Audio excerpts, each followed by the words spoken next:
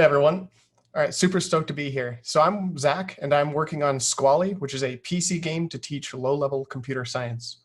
Specifically, this game covers skills needed for reverse engineering, things like binary, hex, and assembly language. The problem that this game solves is that nobody is teaching low-level computer science effectively. The existing learning resources are scattered and frustratingly bad, and this is a problem I experienced myself when I tried to learn this stuff as a kid. And the learning material hasn't gotten much better since then. The opportunity here is that hacking is one of the few domains with kids actively seeking educational content. And to a kid, it's not obvious how math and history can help you, but it's very obvious how hacking might help you. And this is a segment of users continuously being let down. So that's enough background. Let's get into the actual gameplay. So it's a real game, real graphics. Here's an example of how we teach assembly language. So this enemy is about to throw a healing potion that'll keep increasing their health by 1, and we can go into hacker mode, view the code that powers this healing. We have this increment health function, and now we can pull up the assembly language, and here we have this increment instruction. We can change it to a decrement, and now the enemy's health is temporarily decreasing by 1. The idea is just to introduce assembly language gradually through gameplay. There are also several minigames in Squally. Here's a minigame that teaches binary, decimal, and hex through a card game. I actually had one user, a kid, stay up late playing this game, and to me that's absolutely wild. This material is usually incredibly boring, and through gamification, Squally is able to turn otherwise tedious content into entertainment. So currently, this game is released as early access on Steam for $25, and we've done about 16K in sales since November. And the game is still actually fairly early in development, so in the upcoming months, I'll be heads down developing more content. I'm currently bootstrapping and developing this game solo full-time, and I'm seeking 100K in funding to hire another developer to move faster.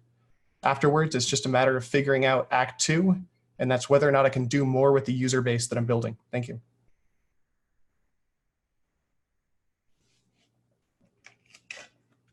Excellent. What makes me really excited about this is that I started learning programming as a kid, and I always wanted to learn the real programming, the things that the adults would do. I just needed approachable ways of doing so. And I think this perfectly fits the bill.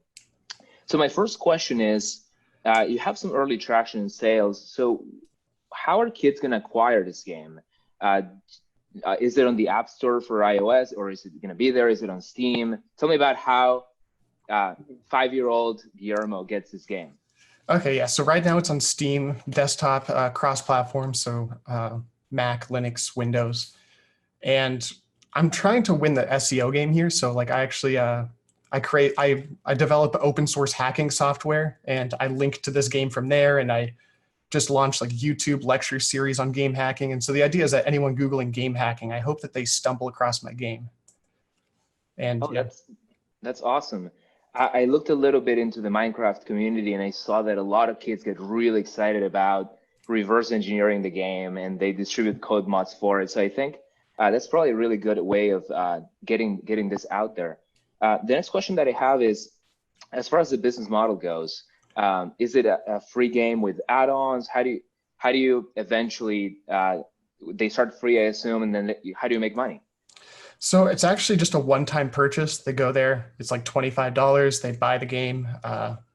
There's no like monthly subscription, none of that stuff. So it's not like the most favorable business model, but it is kind of like the business model product fit. I think this is what works for this product.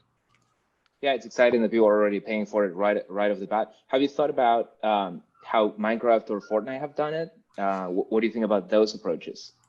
Yeah, so it's kind of tricky because the games that everyone loves and knows that do really well, they have a high replay value, and that's why they're so successful. But as an educational game, your goal is to kind of graduate them, and so these are kind of at odds. I think it's possible to solve both problems, but right now I'm just focusing on the education aspect, solve this problem. Have you thought about the community aspect of this? Is when I play this, can I then broadcast my success on YouTube? Have you thought about a little bit about the virality of it? Yeah, so right now there's none of that, but it is something I'm kind of actively thinking about, right? Because that's kind of what makes a lot of big games big, right? Like we just mentioned. So maybe there's an answer there. Maybe it's allowing people to like share their own levels where you have to hack to win. Maybe it's some sort of leaderboard type effect. I'm not really sure at this point. That's kind of, I have to try a bunch of ideas and see what sticks. Yeah, what's exciting is that you already have a strong core. And I think if you continue to investigate all these potential avenues, it can just grow further and faster. So I'm really excited to see where you take this.